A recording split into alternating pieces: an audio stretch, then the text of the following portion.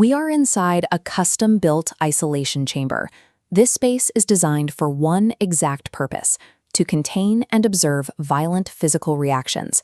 Looking at this technical display, the test parameters are locked in. The target is a solid sphere of steel, and the readout shows it has reached a stable 989 degrees Celsius. It hangs suspended by a precision mechanical rig, radiating enough heat to instantly burn skin, held completely motionless just inches above its target. Below it lies a bath of purified water. It is perfectly calm, resting at room temperature. This liquid will act as the thermal sink, tasked with absorbing a massive amount of energy. This creates an extreme imbalance. We have the staggering potential energy of superheated metal on one side and the dense, low-energy state of the liquid on the other. As the countdown hits 0, the clamp releases. A perfectly ordered system is about to fall entirely into chaos. What exactly happens to the invisible molecular bonds holding our world together when they are forced to process that much energy that fast?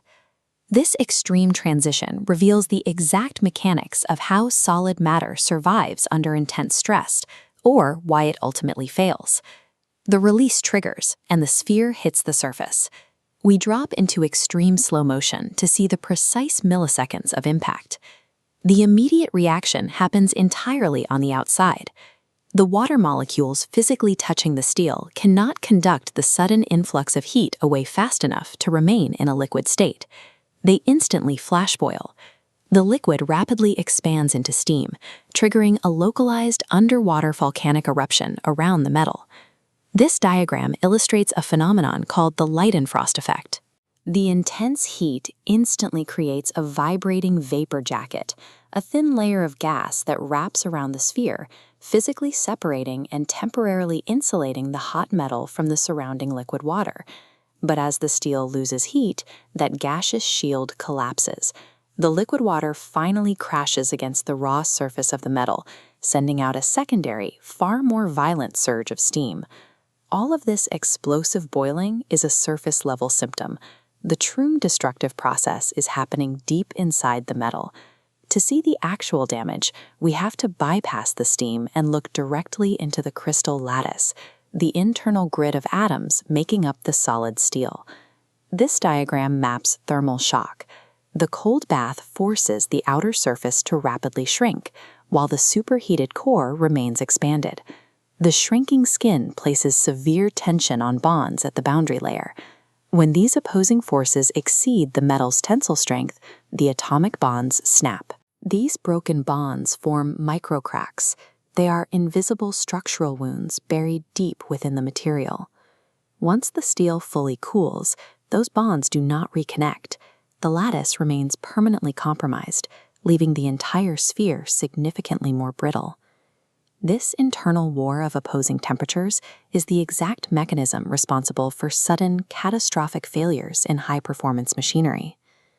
Back in real time, the steam completely clears. The sphere sits perfectly still at the bottom of the tank, now dark and cold. To the naked eye, it looks like a flawless, solid piece of engineering. Inside, its structural integrity is riddled with faults. This same process creates metal fatigue, the gradual structural weakening of materials over time. When a jet engine rapidly heats up to maximum RPM and then cools down over thousands of flight hours, it experiences these exact same thermal stresses. Engineers rely on the precise data from controlled quench tests to map out when and where those bonds break. They use that math to formulate advanced alloys designed to expand and contract repeatedly without forming fatal microcracks. It is the same standard applied to modern infrastructure. Suspension bridges and towering steel-framed skyscrapers endure decades of expanding in summer heat and contracting through freezing winters. By dissecting the microscopic failures of a violent one-second collision in a water tank, engineers calculate the precise limits of our materials, establishing the physical safety margins for the structures we rely on every day.